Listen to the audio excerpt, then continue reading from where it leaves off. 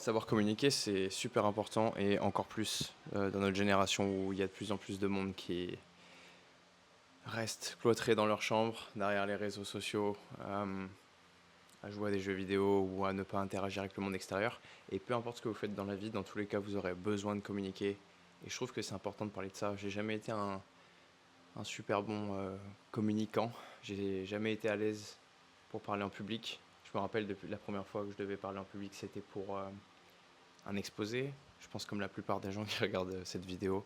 Si tu as grandi en France ou ailleurs, on va en cours, on a la chance de pouvoir aller à l'école et on doit parler devant la classe pour la première fois. Ça fait peur. Je pense qu'il y a peu de personnes qui naissent avec cette aptitude de parler devant un public. Mais pour toutes les raisons, même si voilà, sur cette chaîne on parle d'editing vidéo, mais peu importe la raison et le domaine, la carrière que tu choisis, peu importe si tu es un homme, une femme, dans tous les cas on a besoin de savoir communiquer, ne serait-ce que pour se faire comprendre et pour que les autres nous comprennent de la meilleure manière possible. Donc, tu vois, faire des vidéos, c'est un excellent point pour apprendre à communiquer. Là, j'ai appuyé record sur la caméra, je sais même pas, il n'y a pas de script, il n'y a rien, j'ai juste quelques lignes sur un cahier. Et la première chose que j'ai envie de parler dans cette vidéo, c'est euh, ne pas essayer. En anglais, on dit don't try to attract, try to connect. Donc, ne pas essayer de attirer à soi, mais connecter. Par exemple, si, disons que vous voulez sortir avec une fille, par exemple, ou alors tu es une fille, tu regardes cette vidéo et tu as envie de sortir avec un mec. Eh bien, tu vas pas parler de manière à vouloir, à faire en sorte que cette personne-là, tu vas sortir avec. D'accord? Tu vas pas orienter ton discours directement pour que cette personne atterrisse dans ton lit ou que cette personne, tu puisses l'embrasser, mais tu vas connecter avec cette personne pour que authentiquement, elle sache que tu l'écoutes et que la conversation l'intéresse. D'accord? Si tu veux aborder une fille dans la rue et que tu veux sortir avec elle, tu vas pas directement lui dire, tu vas pas directement aller droit au but et que ta conversation elle va pas tourner autour de ce que tu aimerais faire ou de la finalité avec cette fille ou ce mec si tu es une nana qui regarde cette vidéo. Tu vas essayer de connecter avec ce qu'elle aime. Par exemple, si tu vois une fille dans la rue et qu'elle a une robe et tu lui dis je trouve que tu es super bien habillée, est-ce que tu travailles dans une boutique d'habits, par exemple? Et elle va te dire, réponse 1, oui, comment tu sais, c'est incroyable. Et puis elle va continuer à te parler. Et toi aussi, tu es bien habillé, où est-ce que tu as acheté tes vêtements? Et tu vas pouvoir répondre. Ou alors, à l'inverse, elle va te dire, non, j'aime pas du tout. Là, je suis habillé parce que c'est une occasion, mais j'aime pas m'habiller, j'aime pas la fashion. Je trouve que ça fait pas du tout ressortir ma personnalité ou une personnalité de quelqu'un. Je trouve que les habits coûtent beaucoup trop cher et en plus les habits viennent de Chine pour la plupart et peuvent être nocifs pour la peau. Donc moi, j'aime pas du tout la mode. Et là, tu t'écoutes ça et tu peux trouver des points pour connecter. Tu peux lui dire, bah moi aussi, je m'habille seulement pour les grandes occasions.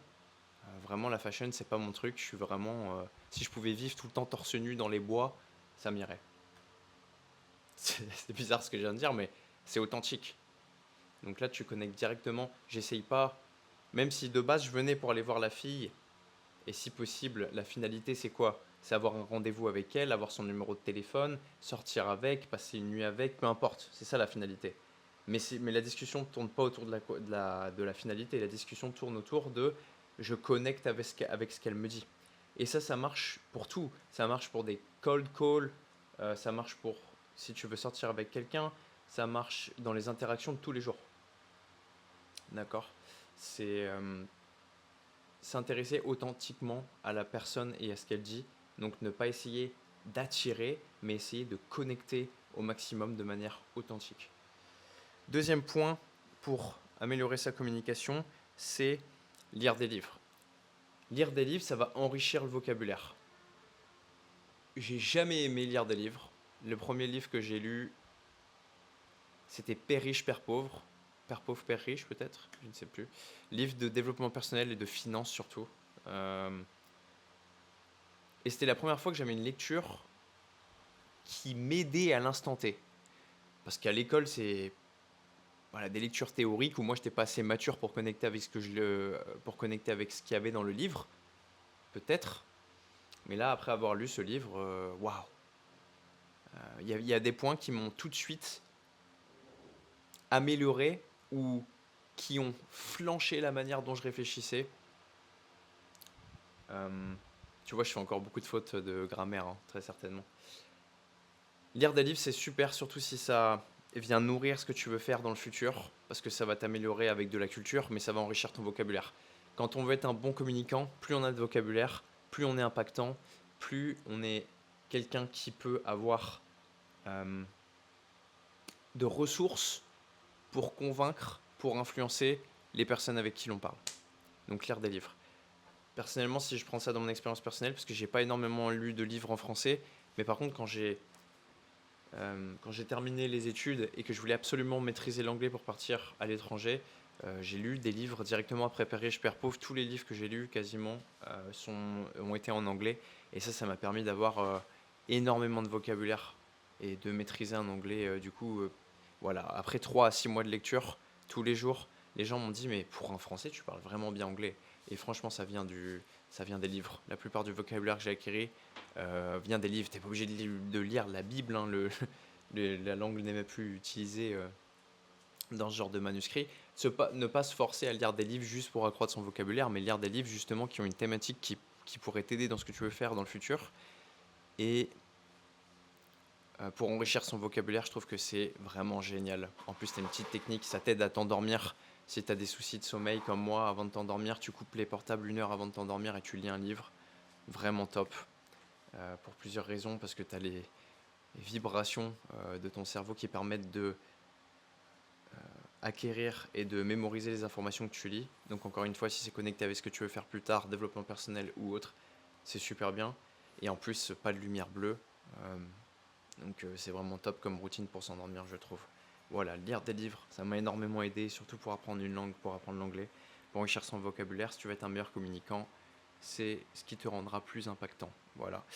J'ai noté un livre ici, c'est L'art d'avoir toujours raison de Schopenhauer, qui est un philosophe allemand. Le premier livre que j'ai lu de lui, justement, c'est L'art d'être heureux. D'ailleurs, il est en français, je l'ai lu en français. J'ai lu L'art d'être heureux. Ça m'a beaucoup chamboulé, j'ai adoré ce livre. Et ensuite, j'ai une recommandation par un autre youtubeur qui m'a dit de lire L'art d'avoir toujours raison. Donc, c'est 38 techniques ou 30 et quelques techniques euh, qui te permet de gagner un débat. Voilà, des leviers psychologiques, des méthodes. Voilà, je te conseille de lire ce livre. Ça peut être, euh, Ça peut être une ressource très puissante. Troisième point, améliorer ton look et améliorer ton apparence pour être plus confiant. Voilà, la manière de t'habiller. euh, la manière de s'habiller, c'est important. Avoir des habits qui te correspondent, dans lesquels tu te sens bien, mais qui fit ton corps aussi. Euh, c'est important. C'est important de se sentir bien dans ses habits pour... je sais pas comment ça s'appelle ce levier psychologique, mais tu sais, il y a des gens en télétravail. Il y avait une étude qui était menée pour les gens qui étaient en télétravail. Et par exemple, quand tu te lèves, disons, imaginons que tu vas travailler chez toi, une journée de télétravail, et ben même si tu vas pas avoir de collègues, le fait de s'habiller, de mettre une chemise, tu vas être plus performant que si tu restes en pyjama dans ta chambre. Parce que rien que le fait de t'habiller te conditionne. Donc c'est important d'avoir des bons habits et de se sentir bien dans ses habits. Il y a aussi le conseil que tu as beaucoup entendu probablement et qui est vrai, aller à la salle de sport, avoir un physique, bouger quotidiennement et avoir un physique pour lequel tu es fier, va te rendre aussi plus confiant et va te rendre aussi meilleur communicant. Parce que tu auras moins peur d'élever ta voix, tu auras peut-être moins peur d'oser certaines choses, tu auras peut-être moins peur de prendre, tu seras sûrement plus confiant de prendre la parole en public. Voilà, avoir un physique, c'est pas ce qui va débloquer tout, mais la salle de sport, encore une fois, euh, travailler sur ton physique, la salle de sport ou un autre sport, travailler sur ton physique et bouger régulièrement, ça va libérer les bonnes l'endorphine, la dopamine. Déjà, tu vas te sentir mieux dans ton corps. Et en plus de ça, si tu prends du muscle, voilà, c'est prouvé scientifiquement, tu vas te sentir, si tu as une silhouette athlétique, tu vas te sentir plus confiant dans la vie au quotidien. Euh, Et ça, je trouve que c'est vachement important. Prendre soin de son apparence et de son look pour être un meilleur communicant. Euh, Il y a... Là, je suis au Vietnam et avant de venir au Vietnam, j'étais en Corée. Euh, En Corée, c'est dingue, c'est vraiment l'apogée de ça, à un tel point où il y a des personnes qui sont vraiment attirantes physiquement ou attirants physiquement, qui sont bien physiquement, selon des critères euh, généraux.